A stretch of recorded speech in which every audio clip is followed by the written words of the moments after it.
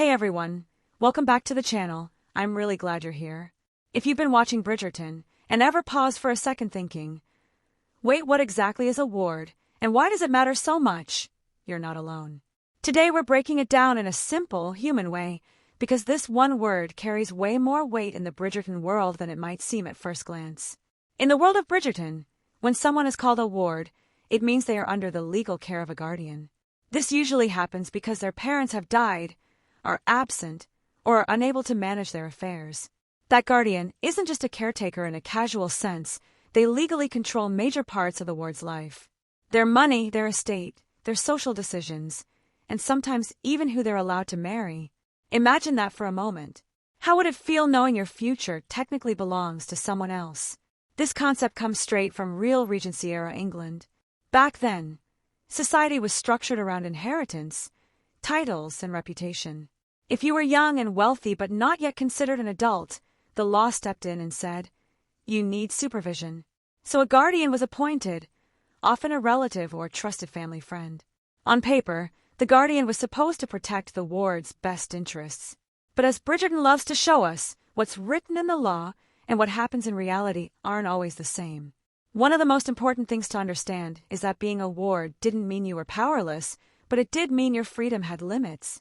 A guardian could approve or deny financial decisions, manage your inheritance, and heavily influence your social life. And in a society where marriage was basically a business deal wrapped in romance, that influence mattered a lot. So here's a question we're thinking about. If love and marriage are supposed to be personal choices, what happens when they're treated like assets? For young women especially, being a ward could be incredibly restrictive. If a woman inherited money or property, her guardian often managed it until she married. And once she married, that control usually passed to her husband. That means a ward's guardian had a strong incentive to arrange a marriage that benefited them socially or financially. Romantic feelings weren't always the priority. And doesn't that add a whole new layer to the pressure we see on debutantes in Bridgerton? For young men, the situation was different but still intense. A male ward might be heir to an estate or title but legally unable to manage it yet. His guardian could decide when he came into his inheritance and how it was handled. That delay could shape his identity, confidence, and sense of independence. Think about that, growing up knowing your future is already planned but not yet in your hands. Would that motivate you or frustrate you? What makes this concept so fascinating in Bridgerton is how it fuels drama without needing villains. Even a well-meaning guardian can cause tension simply by following society's rules. A guardian might truly believe they're doing the right thing, even while limiting a ward's happiness. And that raises an uncomfortable but honest question. Can control ever really be loving, even when it's meant to protect? The show uses wards as a way to explore power dynamics. Who gets to decide? Who gets to wait? Who has freedom? And who has expectations placed on them? These questions are at the heart of Bridgerton, even when they're wrapped in glittering ballrooms and romantic music. It's not just about dresses and dances, it's about agency. What's also interesting is how temporary guardianship was. Once a ward came of age, usually 21, they gained legal control over their life and property. That moment wasn't just a birthday, it was a turning point. Suddenly, decisions belonged to them. And if you think about it, isn't that something we all experience in our own way? That shift from being guided to being responsible, from being protected to being accountable. Even though we don't live in Regency England, the idea of guardianship still feels relatable.